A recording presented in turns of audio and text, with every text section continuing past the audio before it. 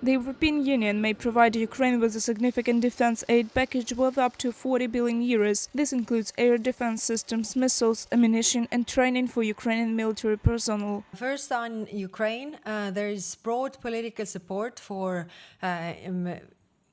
defense initiative of 40 billion. Of course, right now the discussion is in the details. So last European Council, we had the wording that we need to move swiftly with this initiative, and we have done some more work on this. The initiative is strongly supported by the Baltic and Northern European countries. However, Deputy Prime Minister of Italy Antonio Tajani and Minister of Foreign Affairs of Spain José Manuel Albayers have indicated that, in their view, the time for a final decision has not yet arrived. The draft of the document is expected to be finalized on March 21st during a meeting of EU leaders in Brussels. Hungary intends to veto the conclusions of the upcoming summit as they allegedly contradict Budapest's interests.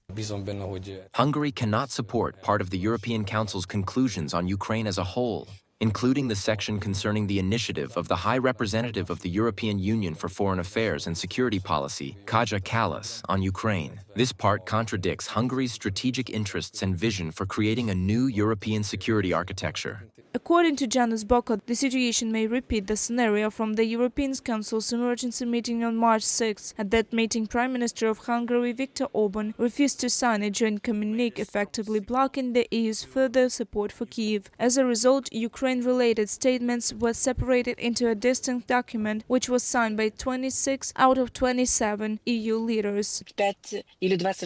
25 or 26 countries could also make decisions if necessary. But I see and feel that the patience of parliamentarians and members of the European Council is running out, as it is becoming increasingly clear that this is against the interests of the European Union.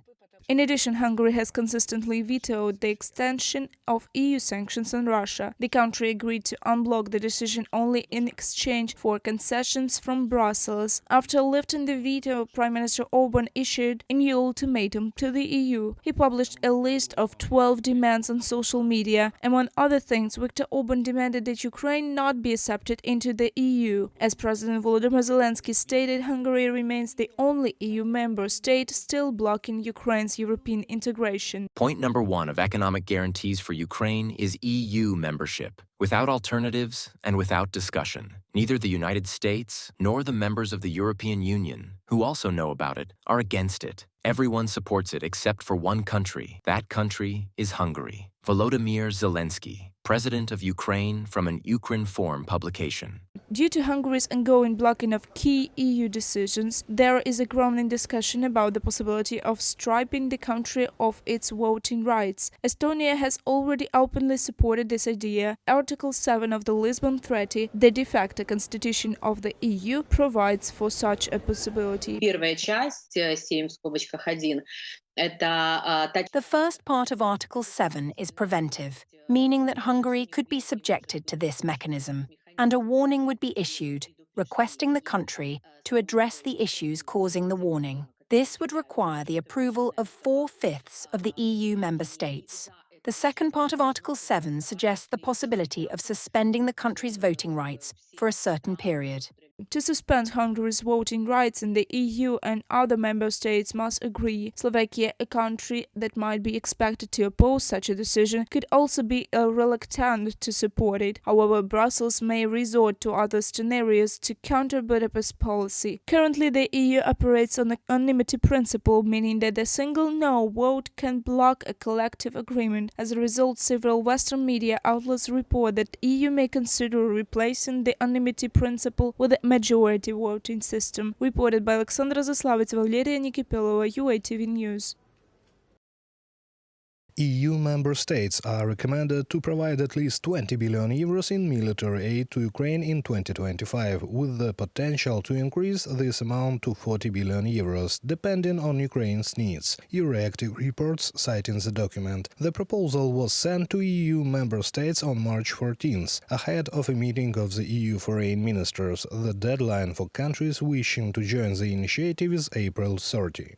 As a first step, leaders should agree on spending €5 billion for 2 million rounds of large-caliber artillery ammunition in 2025. Each country would participate according to its economic weight, either via cash or directly in kind. From the Euractiv publication, The priority will be the supply of large-caliber artillery shells, air defense systems, missiles, drones, fighter jets and support for the Ukrainian armed forces, including equipment maintenance and non-lethal aid. In addition, the European Commission is expected to present details of the Rearming Europe plan soon. European Commission President Ursula von der Leyen introduced the initiative to rearm Europe and support Ukraine. On March 6, EU leaders approved the plan at a summit which includes mobilizing €800 billion and providing €150 billion in loans for defense needs. I say that this 800 billion for defense is so historic because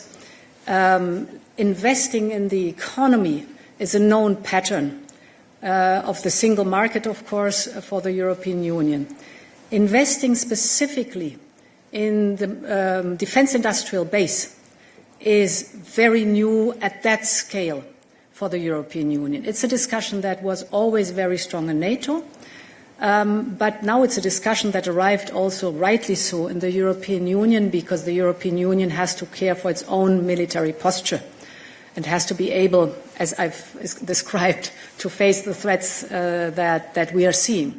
The competitiveness of the European Union, particularly in the defense sector, will be the main topic of a special European Council summit in Brussels on March 20th. The President of the European Council has invited EU leaders to participate, and Ukrainian President Volodymyr Zelensky has also received an invitation. According to Antonio Costa, the summit will focus on supporting Ukraine and the next steps in defense policy. EU leaders will also discuss the bloc's new multi-year budget. It's clear that Europe's need to assume greater responsibility in their own defense, and that means that we need to spend more, faster and better.